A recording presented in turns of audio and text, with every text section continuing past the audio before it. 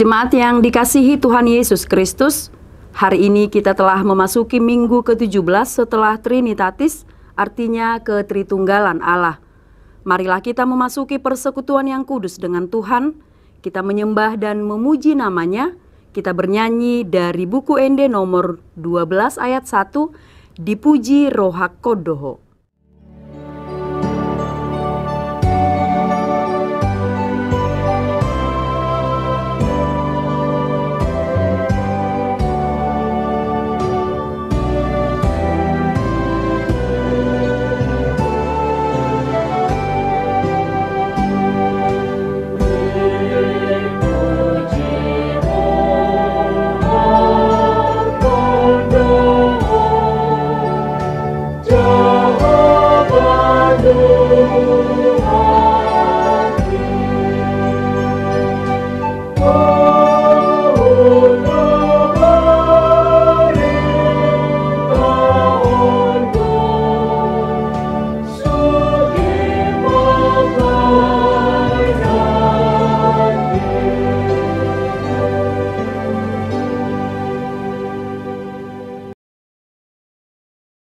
Di dalam nama Allah Bapa dan nama anaknya Tuhan Yesus Kristus dan nama Roh Kudus yang menciptakan langit dan bumi.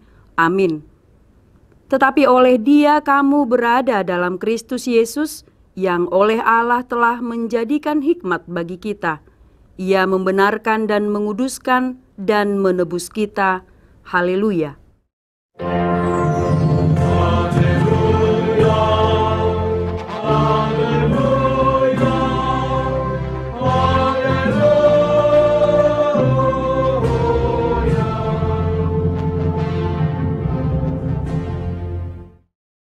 Marilah kita berdoa. Ya Tuhan Allah yang Maha Kuasa, Engkau adalah sumber penghiburan bagi orang yang berduka cita dan Engkau adalah sumber kekuatan bagi yang lemah. Kasihanilah kami, tataplah orang yang berduka cita dan yang kena pencobaan. Dengarlah jeritan mereka dan bebaskan mereka dari penderitaannya, supaya mereka melihat dan mengenal bahwa Engkau adalah pertolongan, perlindungan, dan pemelihara pada waktu penderitaan di dalam Yesus Kristus Tuhan kami. Amin. Marilah kita bernyanyi dari buku Ende nomor 256 ayat 4, Yesus Kristus Ido Raja.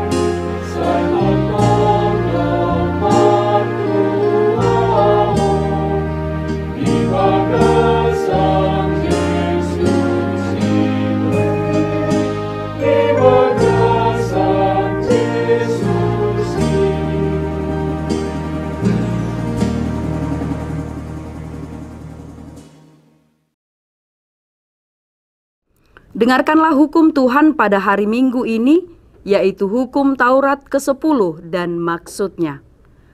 Hukum ke-10. Jangan engkau mendambakan akan rumah sesamamu.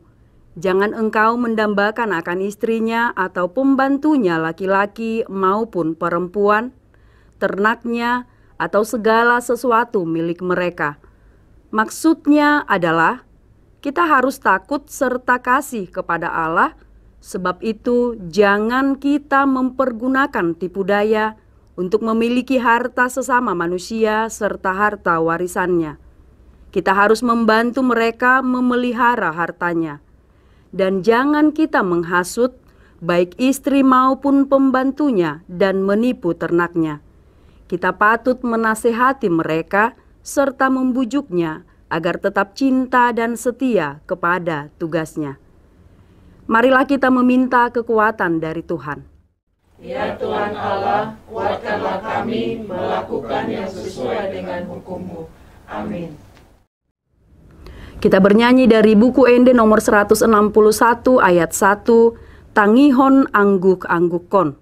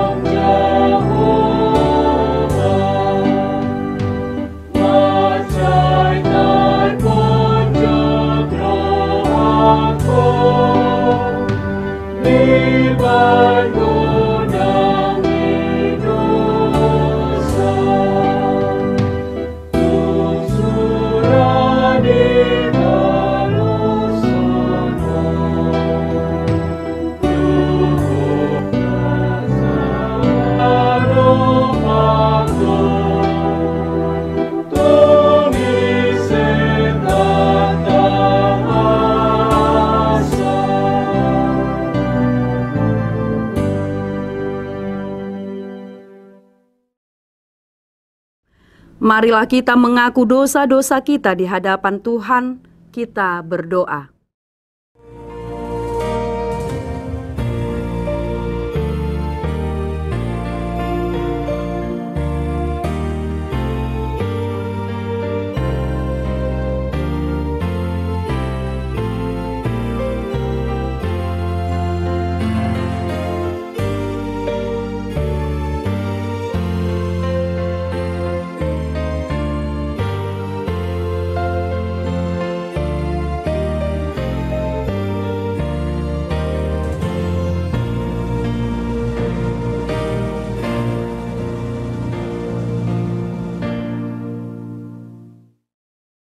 Ya Bapa Tuhan kami di surga, Engkau Maha Kasih dan benar, berkat-Mu melimpah dan kekal selama-lamanya.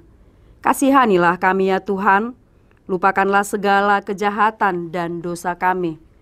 Kami sering berbuat dosa terhadap Engkau dan membangkitkan amarah-Mu, karena kami sering melanggar hukum-Mu.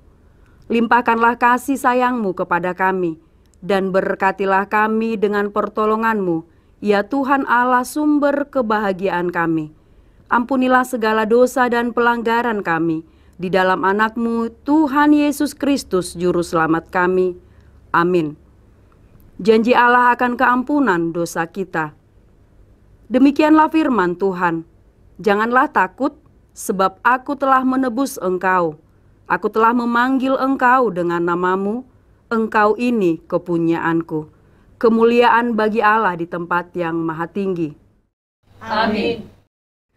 Kita bernyanyi dari buku Ende nomor 210 ayat 1, O Tuhan nama Rasiroha.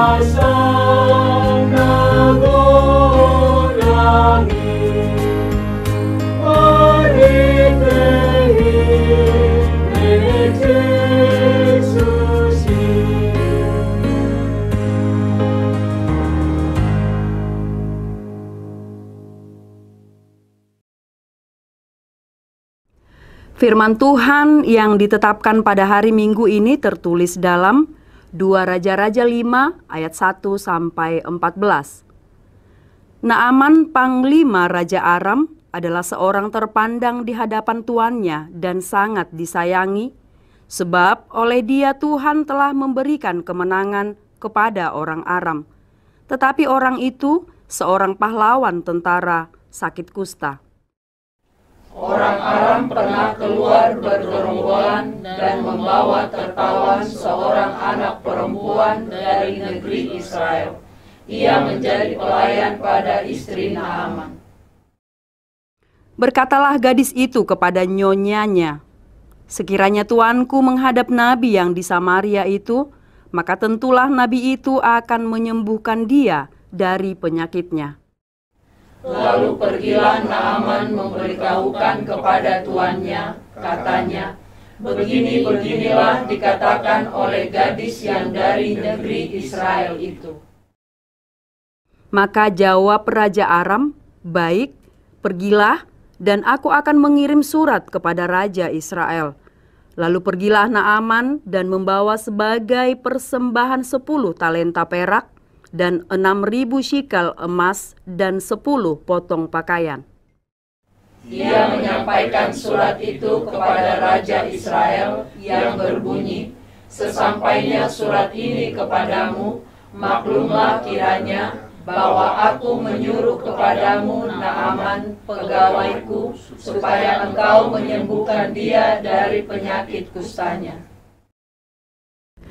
Segera sesudah Raja Israel membaca surat itu, dikoyakkannyalah pakaiannya serta berkata, "Allahkah aku ini yang dapat mematikan dan menghidupkan, sehingga orang ini mengirim pesan kepadaku, supaya kusembuhkan seorang dari penyakit kustanya?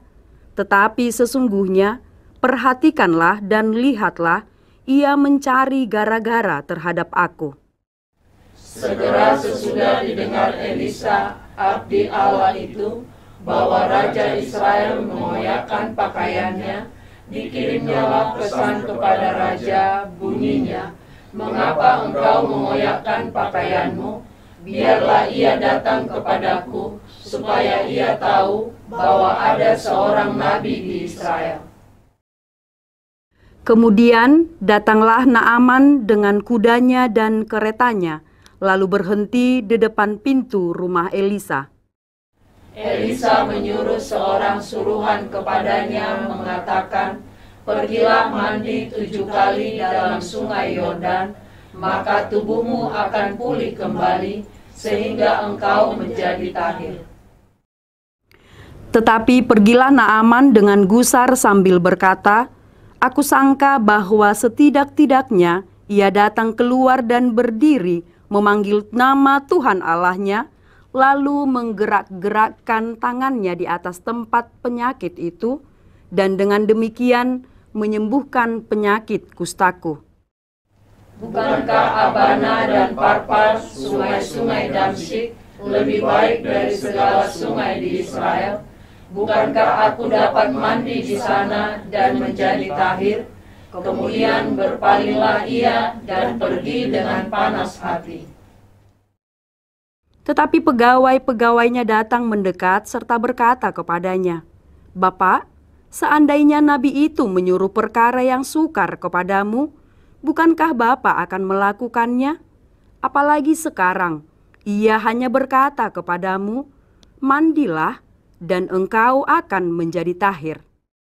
Maka turunlah ia membenamkan dirinya 7 kali dalam sungai Yordan, sesuai dengan perkataan abdi Allah itu. Lalu pulihlah tubuhnya kembali seperti tubuh seorang anak, dan ia menjadi tahir. Demikian pembacaan firman Tuhan. Berbahagialah orang yang mendengar firman Allah serta memeliharanya. Amin. Kita bernyanyi dari buku Ende nomor 504 ayat 1, "Ditogut Tuhan Yesus Au."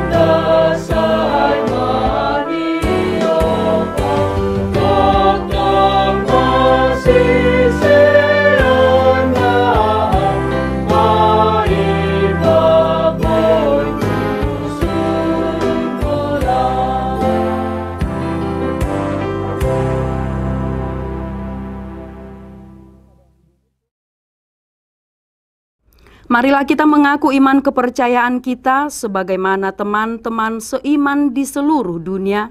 Kita bersama-sama mengucapkannya. Aku percaya kepada Allah, Bapa yang Maha Kuasa, Khalik langit dan bumi. Aku percaya kepada Yesus Kristus, Anaknya yang tunggal Tuhan kita, yang dikandung daripada Roh Kudus, lahir dari anak darah Maria, yang menderita sengsara di bawah pemerintahan Pontius Pilatus, disalibkan, mati dan dikuburkan, yang turun ke dalam kerajaan maut.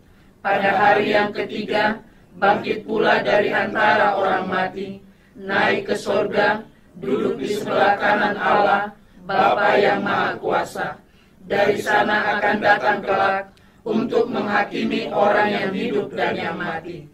Aku percaya kepada Roh Kudus dan adanya satu gereja yang kudus dan am, persekutuan orang kudus, pengampunan dosa, kebangkitan daging, dan hidup yang kekal. Amin. Kita bernyanyi dari buku Ende nomor 452 ayat 1, Naro Pandauni Boloni. Kita akan memberikan persembahan 1A dan 1B. Kita juga mempersiapkan hati kita mendengarkan firman Tuhan.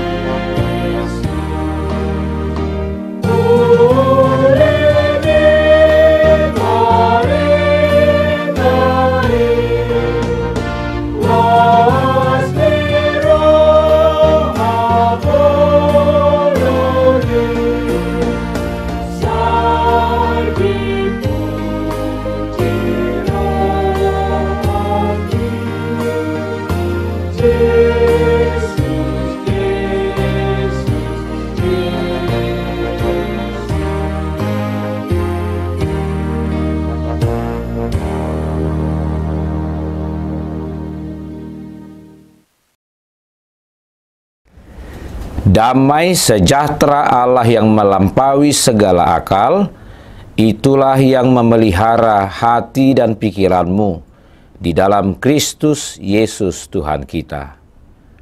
Amin. Saudara-saudara yang dikasihi oleh Tuhan kita Yesus Kristus, kabar baik dari firman Tuhan yang menyapa kita dalam ibadah Minggu hari ini, di minggu ke-17 setelah Trinitatis, diambil dari kitab Injil Lukas, pasal yang ke-17, dimulai dari ayat 11 sampai dengan 19. Ibu bapak dan saudara-saudara, izinkan saya membacakannya bagi kita sekalian, dan mari kita mengikutinya bersama-sama. Demikian firman Tuhan. Dalam perjalanannya ke Yerusalem, Yesus menyusur perbatasan Samaria dan Galilea. Ketika ia memasuki suatu desa, datanglah 10 orang kusta menemui dia. Mereka tinggal berdiri agak jauh dan berteriak, "Yesus, Guru, kasihanilah kami." Lalu ia memandang mereka dan berkata, "Pergilah, perlihatkanlah dirimu kepada imam-imam." Dan sementara mereka di tengah jalan, mereka menjadi tahir. Seorang dari mereka ketika melihat bahwa ia telah sembuh, kembali sambil memuliakan Allah. Dengan suara nyaring, lalu tersungkur di depan kaki Yesus dan mengucap syukur kepadanya. Orang itu adalah seorang Samaria. Lalu Yesus berkata, "Bukankah ke-10 orang tadi semuanya telah menjadi tahir? Di manakah yang 9 orang itu? Tidak adakah di antara mereka yang kembali untuk memuliakan Allah selain daripada orang asing ini?" Lalu ia berkata kepada orang itu, "Berdirilah dan pergilah, imanmu telah menyelamatkan engkau." Demikian firman Tuhan. Ibu bapak dan saudara-saudaraku, firman Tuhan yang sudah kita dengar tadi menceritakan satu lagi peristiwa ketika Yesus dalam perjalanannya menuju ke Yerusalem. Dalam perjalanan itu, Lukas mencatatkan Yesus sedang melalui daerah perbatasan antara Samaria dan Galilea. Karena memang daerah itu adalah daerah perbatasan, maka agaknya mereka, yaitu orang-orang yang sedang mengalami sakit kusta, memang hidup bersama-sama sebagai golongan yang dikucilkan dari masyarakat lainnya.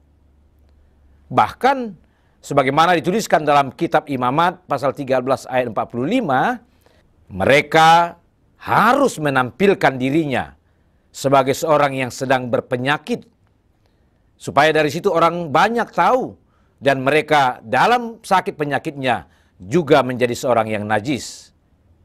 Bahkan dalam kitab Imamat tadi, mereka harus berseru-seru mengatakan, "Najis, najis."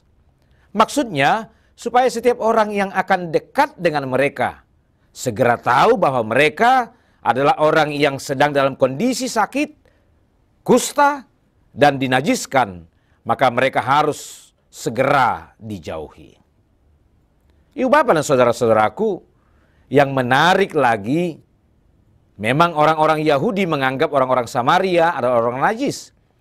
Tetapi oleh karena penyakit kusta, maka baik dari kalangan Yahudi maupun dari kalangan Samaria menjadi sama-sama dianggap najis. Dan itu dilakukan menurut peraturan-peraturan agama Yahudi. Demikianlah keadaan yang sama yang sedang dirasakan oleh ke-10 orang sakit, yang menjadi sama karena penyakit yang sedang menimpa mereka. Mereka mengalami keadaan dan kondisi yang sama. Ibu bapak dan saudara-saudaraku, dalam cerita Alkitab yang kita dengar tadi, maka ketika Yesus melewati daerah itu, daerah di mana ke-10 orang yang sakit kusta itu berkumpul sebagai masyarakat yang dikucilkan, dan ketika mereka mendengar bahwa Yesus sedang melewati daerah tempat mereka tinggal, maka bersegeralah mereka berseru-seru, berteriak, bahkan memanggil Yesus. Tentu kita dapat membayangkan bagaimana mereka yang berteriak-teriak itu. Mereka berteriak oleh seluruh kondisi ketertekanan mereka. Mereka yang oleh karena sakit penyakitnya, mereka disingkirkan dan diasingkan. Dan juga oleh karena tekanan psikologis akibat hukuman sosial dan agama yang sedang menerpa mereka. Kita semua bisa membayangkan bagaimana sesungguhnya mereka yang sedang berseru dan berteriak kepada Yesus. Mereka sangat berharap akan sesuatu tindakan yang akan dilakukan Yesus kepada mereka, yang tentunya bermuara kepada pemulihan yang akan mereka terima dari Yesus. Itulah kita bisa membayangkan dan merasakan bagaimana gerakan emosional mereka yang berseru kepada Yesus. Ibu bapak dan saudara-saudaraku, ketika mereka sudah berseru kepada Yesus, maka Yesus mendengar teriakan mereka. Setelah Yesus mendengarnya, spontan Yesus berkata kepada mereka, "Pergilah, perlihatkanlah dirimu kepada imam-imam." Perintah Yesus itu adalah sesuai dengan peraturan agama yang berlaku ketika itu. Bahwa barang siapa yang terkena penyakit kusta, yang dianggap najis, yang dikucilkan, maka jika mereka mengalami kesembuhan, maka mereka harus pergi menjumpai imam-imam untuk menunjukkan dirinya bahwa mereka sudah beroleh kesembuhan. Dengan itulah, maka kemudian keadaan sosial dan keadaan agama mereka akan dipulihkan karena mereka sudah memperlihatkan dirinya kepada para imam. Ibu bapak dan saudara-saudaraku, yang sangat menarik dan menjadi poin yang harus kita perhatikan dari firman Tuhan hari ini adalah Yesus memberi perintah itu kepada ke-10 yang terkena penyakit kusta. Menyuruh mereka pergi menjumpai para imam, sementara mereka sendiri belum mendapatkan kesembuhan dari kustanya. Hebatnya, ke-10 orang yang kena kusta itu mau melakukan apa yang diperintahkan Yesus. Mereka pergi dan berjalan. Mereka pergi dan berjalan untuk menjumpai imam-imam. Dan ketika mereka sedang dalam perjalanan itu, maka mereka beroleh kesembuhan dari Tuhan. Dan diberitahukan, 1 dari 10 orang yang mendapatkan kesembuhan itu, setelah menyadari kesembuhan yang dia dapatkan, maka dia kemudian berbalik dan kembali menjumpai Yesus. Saudara-saudaraku, dari firman Tuhan hari ini dan melalui topik yang ditetapkan bagi kita pada minggu hari ini yang berkata, iman yang menyelamatkan, maka ada beberapa poin-poin pengajaran yang harus kita petik dan harus kita hidupi dalam kehidupan kita. Yang pertama, ibu bapak dan saudara-saudaraku, iman membangkitkan keyakinan. Inilah hal pertama yang menjadi pengajaran bagi kita. Banyak hal yang kita alami dalam kehidupan kita ini, yang kita rasa kita tidak akan dapat melaluinya ketika kita memiliki iman kepada Yesus Kristus. Maka di dalam diri kita akan dibangkitkan semangat dan keyakinan bahwa bagi Tuhan tidak ada yang mustahil. Lihatlah ke-10 orang kusta itu.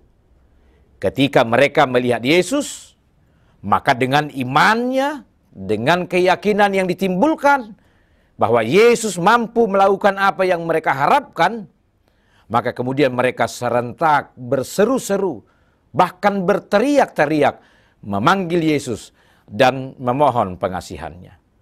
Jika mereka tidak yakin, tentulah mereka tidak akan menghiraukan Yesus yang sedang berjalan melalui mereka. Tapi karena mereka memiliki iman, mereka diyakinkan tentang Yesus Kristus, maka mereka datang dan berseru kepadanya. Itu yang pertama, ibu bapak dan saudara-saudaraku. Dan poin yang kedua dari firman Tuhan hari ini mau mengajar kita, iman memberi kekuatan untuk bertindak. Mari kita lihat dari firman Tuhan hari ini, bagaimana setelah Yesus mendengar teriakan ke-10 orang kusta itu, setelah mereka berseru dan memohon belas kasihan Yesus, lalu Yesus berkata kepada mereka, pergilah dan perlihatkanlah dirimu kepada imam-imam. Perintah ini yang secara logika menjadi sebuah perintah yang aneh, tetapi perintah itu harus mereka lakukan ketika mereka belum melihat kesembuhan itu terjadi dalam dirinya. Tapi karena iman yang mereka miliki, mereka mau bergerak, mau pergi dan berjalan mencari dan menemui para imam. Ibu bapak dan saudara-saudaraku, mari kita lihat. Walau tindakan yang harus mereka lakukan dalam keadaan masih sakit itu menjadi sebuah tindakan yang tidak mudah. Karena mereka masih dalam keterasingan. Mereka masih seorang kusta yang tentu masih dalam status najis. Tetapi iman mereka atas perkataan Yesus menggerakkan mereka untuk pergi dan bertindak melakukan seperti yang dikatakan oleh Yesus Kristus. Ibu bapak dan saudara-saudaraku. Dan yang ketiga, dari firman Tuhan ini menjadi pengajaran kepada kita adalah iman akan mengalahkan logika dan ego diri. Perintah Yesus kepada mereka sama hakikatnya dengan perintah Elisa kepada Naaman dalam kitab 2 Raja-Raja. Jika perintah itu ditanggapi dengan logika, adalah merupakan tindakan bodoh, tindakan yang tidak harusnya dilakukan. Sama seperti Naaman yang sempat merasa tersinggung ketika Elisa memesankan supaya dia mau mandi 7 kali ke dalam air sungai Yordan. Dia sempat merasa bahwa perintah itu menjadi sesuatu yang bodoh, yang tidak ada gunanya untuk dilakukan. Namun kemudian, ibu bapak dan saudara-saudaraku, semua itu terkalahkan oleh keyakinan akan kuasa si pemberi perintah. Ke-10 orang kusta, demikian juga Naaman, kemudian mau menyingkirkan logika mereka dan mau menyingkirkan ego mereka, sehingga mau patuh untuk melakukan apa yang diperintahkan Elisa kepada Naaman dan apa yang diperintahkan Yesus kepada 10 orang penyakit kusta itu. Mereka mau bergerak dan mengerjakannya. Lalu mari kita lihat apa buah dari kepatuhan dan ketundukan mereka. Naaman sembuh. Ke-10 penyakit kusta sembuh. Ibu bapak dan saudara-saudaraku, maka dari ketiga poin inilah yang disegarkan kepada kita pada minggu hari ini. Oleh karena itu bangunlah terus iman di dalam diri kita. Izinkan iman itu terus bertumbuh dan berkembang, sehingga iman itu akan memberikan buah di dalam diri kita, yaitu keyakinan, kekuatan untuk bertindak, dan dapat mengalahkan logika serta ego kita yang sesungguhnya selama ini sering menggiring kita untuk tidak percaya kepada kuasa Tuhan. Ibu bapak dan saudara-saudaraku, izinkan iman kita, imanmu dan iman saya yang terus menuntun kehidupan kita, sehingga kita beroleh sukacita dan keselamatan dari Allah. Amin. Kita berdoa. Ya Allah Bapa kami yang bertahta di dalam kerajaan sorga, kami sungguh mengucap syukur dan terima kasih kepadamu, karena melalui ibadah dan persekutuan minggu kami hari ini, Engkau telah menyapa kami melalui firman-Mu, yang menyegarkan kami dan mengingatkan kami, supaya kami berkenan terus menumbuhkan iman percaya kami kepadamu. Sehingga iman itu yang akan menuntun kami dan membawa kami kepada keselamatan yang telah Tuhan sediakan oleh karena kasih dan kebaikan-Mu bagi kami. Mampukan kami ya Allah untuk melakukan firman-Mu yang sudah kami dengarkan hari ini, untuk menghidupinya dalam kehidupan kami sehari-hari. Supaya iman itu yang terus membangkitkan keyakinan bagi kami. Iman itu yang akan terus menimbulkan keberanian bagi kami untuk bertindak. Dan iman itu akan dapat mengalahkan ego dan dapat mengalahkan kemauan diri kami, logika kami, sehingga kami mau tunduk dan patuh kepada apa yang Tuhan perintahkan. Terima kasih Bapa. Kami serahkan hidup kami ke dalam tangan-Mu saja. Berkatilah kami dalam hari-hari kehidupan yang masih Tuhan akan anugerahkan kepada kami. Berkati juga saudara-saudara kami yang sedang bergumul saat ini, baik oleh sakit penyakit atau oleh karena kesulitan kebutuhan kehidupan sehari-hari. Engkau yang menopang mereka dan memenangkan mereka. Kami berdoa buat saudara-saudara kami yang sedang bergumul, secara khusus saudara-saudara kami yang ada di daerah Tapanuli Utara, yang tergoncang oleh bencana gempa bumi beberapa waktu yang lalu. Engkau pulihkan mereka ya Tuhan, dan Engkau cukupkan kebutuhan mereka. Engkau menggerakkan kami dan banyak orang percaya sehingga kami berkenan untuk saling bertolong-tolongan, menolong mereka di tengah-tengah keterbatasan dan kekurangannya. Terima kasih Bapa, inilah doa dan permohonan kami di dalam Yesus Kristus Tuhan kami. Amin. Ibu bapak dan saudara-saudara, saat ini marilah kita bernyanyi, dan di saat bernyanyi ini kita mengumpulkan persembahan kita untuk Tuhan.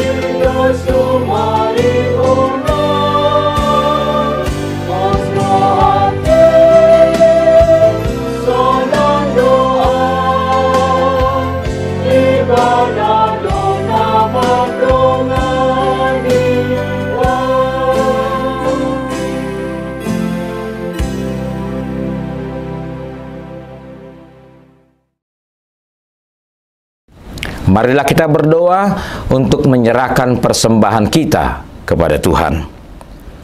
Ya Allah Bapa kami yang di sorga, kami mengaku bahwa Tuhan adalah sumber dari segala karunia yang melimpah dalam kehidupan kami masing-masing. Sebahagian daripada karunia itu kami serahkan kembali sebagai persembahan kepada Tuhan. Terimalah dan berkatilah persembahan umat-Mu ini, agar dapat kami pergunakan untuk pekerjaan dan pelayanan kerajaan Tuhan di dunia ini. Bukalah hati kami untuk mengenal betapa banyak berkat dan karunia yang kami peroleh dari Tuhan, supaya kami senantiasa bersyukur kepadamu di dalam nama Yesus Kristus Tuhan kami. Amin.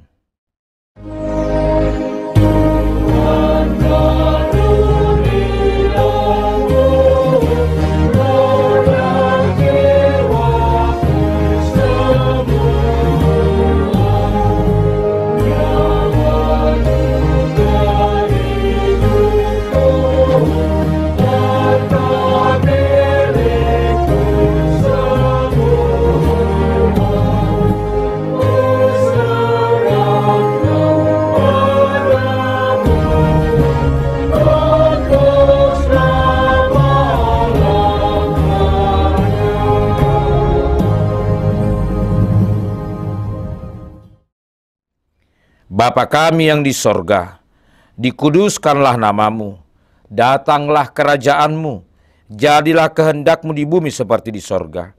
Berikanlah kami pada hari ini makanan kami yang secukupnya, dan ampunilah kami akan kesalahan kami, seperti kami juga telah mengampuni orang yang bersalah kepada kami. Dan janganlah membawa kami ke dalam pencobaan, tetapi lepaskanlah kami daripada yang jahat.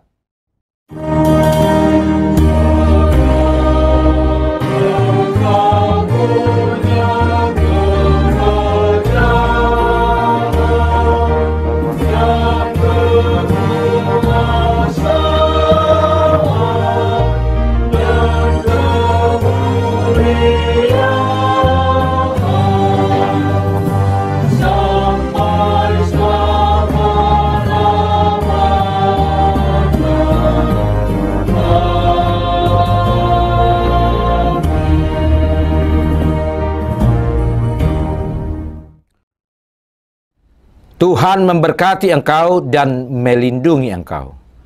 Tuhan menyinari engkau dengan wajah-Nya dan memberi engkau kasih karunia.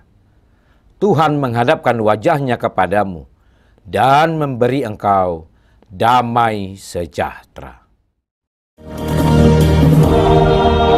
Amin. Amin.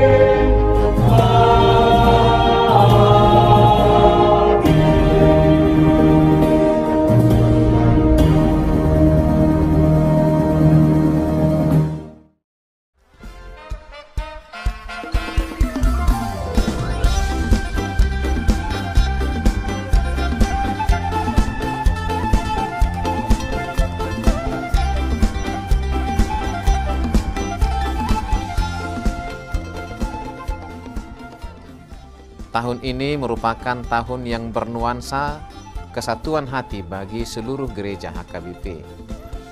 Kita telah menetapkan orientasi pelayanan tahun 2022 sebagai tahun kesehatian di bawah terang tema sehati sepikir dalam satu kasih, satu jiwa, dan satu tujuan dari Filipi 2 ayat 2. Dan subtema mewujudkan kesehatian dan kesetiakawanan bagi gereja, masyarakat, dan bangsa. Panitia Tahun Kesehatian HKBP Distrik 8 DKI Jakarta telah ditetapkan menjadi organ pelayanan dalam mewujudkan persekutuan, kesaksian, dan pelayanan yang semuanya diikat dalam satu kasih, satu jiwa, dan satu tujuan.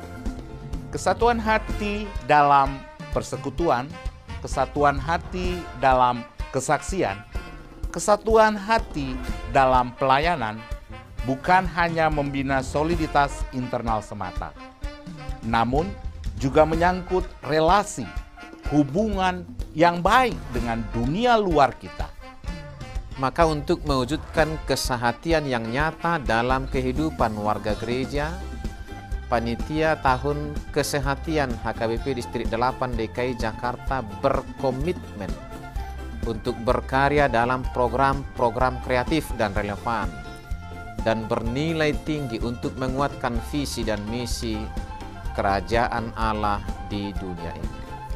Kami mengajak seluruh elemen gereja, baik pelayan penuh waktu, pelayan takbisan dan non-takbisan, serta seluruh jemaat dan para pemerhati lintas denominasi, mari bersama-sama mendukung dan mensukseskan seluruh program-program pelayanan yang telah ditetapkan, baik dalam doa, daya, dan dana.